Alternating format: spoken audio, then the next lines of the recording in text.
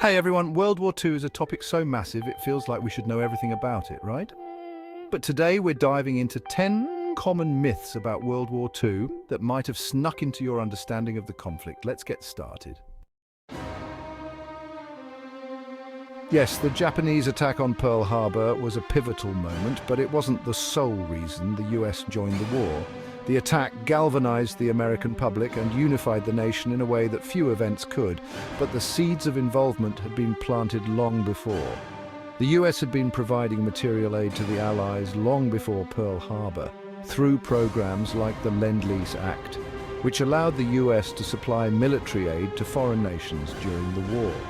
This act was a clear indication of where American sympathies lay, and it was a significant step away from the isolationist policies that had dominated US foreign policy. The US Navy was already engaging in confrontations with German U-boats in the Atlantic.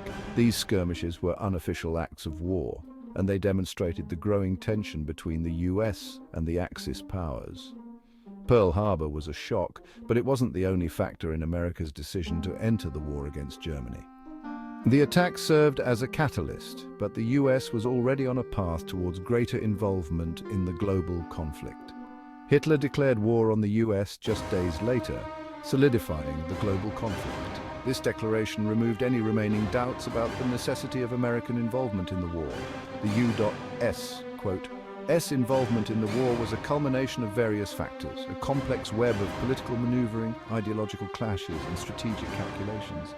American leaders had to consider the broader implications of a world dominated by Axis powers and the threat it posed to democracy and freedom. The road to war was a long and winding one. It involved a gradual shift from isolationism to interventionism, driven by the realization that the fate of the world was at stake. The attack on Pearl Harbor was a turning point, but it was the culmination of a series of events that led the US into World War II. Let's talk about Nazi Germany and the Soviet Union. Before their brutal conflict, there was the Molotov-Ribbentrop Pact, a non-aggression pact signed in 1939. This pact included a secret protocol that divided Eastern Europe between them. In June 1941, Hitler broke the pact and launched Operation Barbarossa, invading the Soviet Union. This act of aggression plunged these two titans into a war of annihilation. The invasion marked a turning point, drawing the Soviet Union into the Allied camp and opening up a devastating Eastern Front. The Molotov-Ribbentrop Pact serves as a reminder that even the most unlikely alliances can be forged and broken with world-altering consequences. The atomic bombings of Hiroshima and Nagasaki are well known, but they weren't the only factors in Japan's surrender. While the devastating power of these bombs cannot be understated, there were other significant events that influenced Japan's decision to capitulate. The Soviet Union declared war on Japan just days after Hiroshima, a game-changer for Japan. This sudden shift in the geopolitical landscape added immense pressure on the Japanese leadership, who were already grappling with the aftermath of the atomic bombings. Japan had been trying to negotiate a conditional surrender, hoping to preserve their emperor. The Japanese government was deeply concerned about maintaining their national identity and the position of Emperor Hirohito, which they believed was crucial for the country's future stability. The Soviet invasion shattered these hopes, forcing Japan to confront unconditional surrender. The rapid advance of Soviet forces in Manchuria demonstrated that Japan could not withstand a two-front war, making their situation increasingly untenable. The atomic bombs demonstrated the U.S. quote, S destructive power, but the Soviet invasion sealed Japan's fate. The combination of these two overwhelming forces left Japan with no viable options for continuing the war. The fear of Soviet invasion, coupled with the devastation caused by the atomic bombs, brought about the end of World War II. The Japanese leadership realized that further resistance would only lead to more destruction and suffering for their people. It's crucial to remember the role played by the Soviet Union in Japan's surrender. The Soviet declaration of war and subsequent military actions were pivotal in pushing Japan towards accepting the terms of unconditional surrender. History is rarely simple, and the story of Japan's surrender is a complex tapestry. It involves a multitude of factors, including military, political, and social elements, all of which contributed to the final outcome. Understanding this complexity helps us appreciate the multifaceted nature of historical events. The deadliest air raid of World War II wasn't the result of atomic weapons, but of a relentless firebombing campaign. This campaign, often overshadowed by the atomic bombings of Hiroshima and Nagasaki, caused unprecedented destruction and loss of life.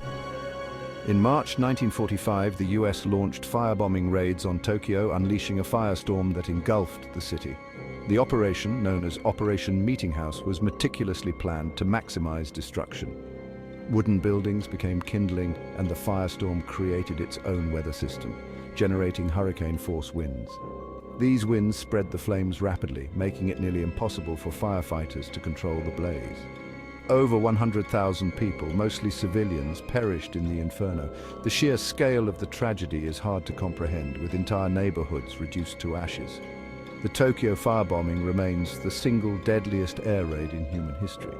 The devastation was so extensive that it left a lasting scar on the city and its inhabitants. It serves as a stark reminder of the horrific toll of conventional warfare. The firebombing of Tokyo is a testament to the destructive power of incendiary weapons. Conventional bombing campaigns, particularly those using incendiary weapons, resulted in unimaginable suffering and death. The human cost of these campaigns is often overshadowed by the focus on nuclear weapons.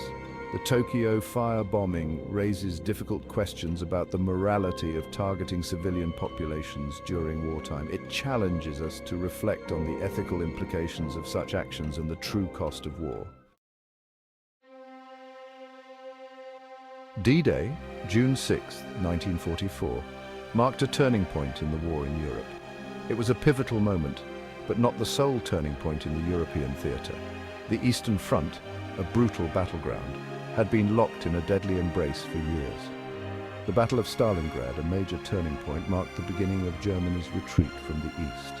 The Eastern Front was a war of attrition, consuming men and resources at an alarming rate. The Soviet Union, at a terrible cost, broke the back of the Nazi war machine. The tide of war truly turned on the Eastern Front, paving the way for the eventual Allied victory in Europe.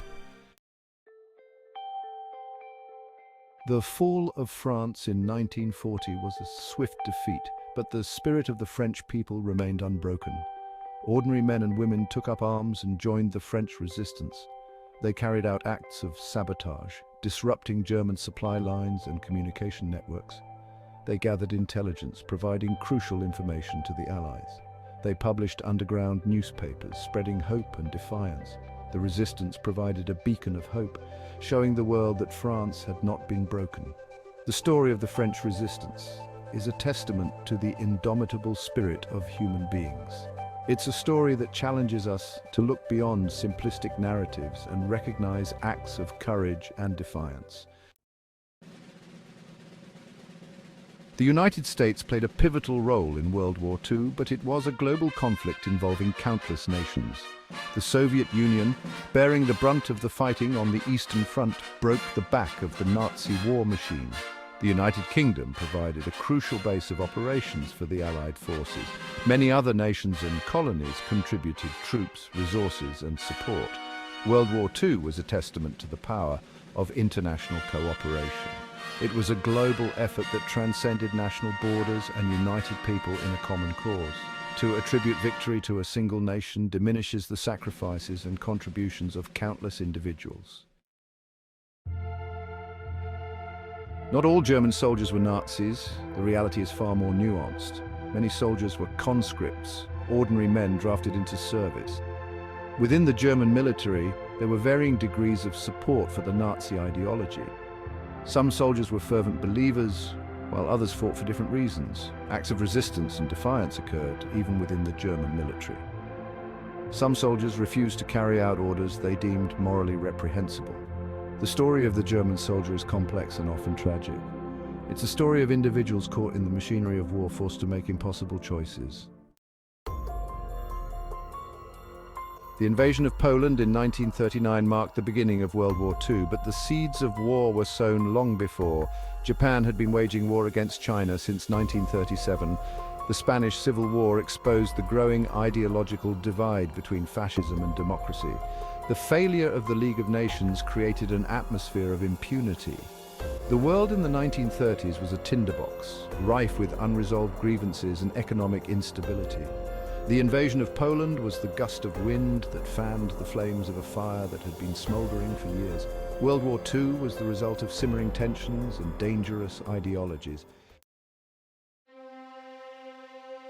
The United States' development of the atomic bomb is often portrayed as a solitary endeavor, but it was a global race.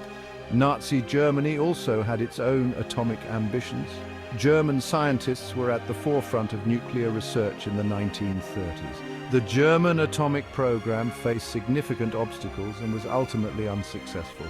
The existence of the German atomic program highlights the global nature of the race for atomic weapons. The atomic age was the result of scientific breakthroughs, political will, and fear.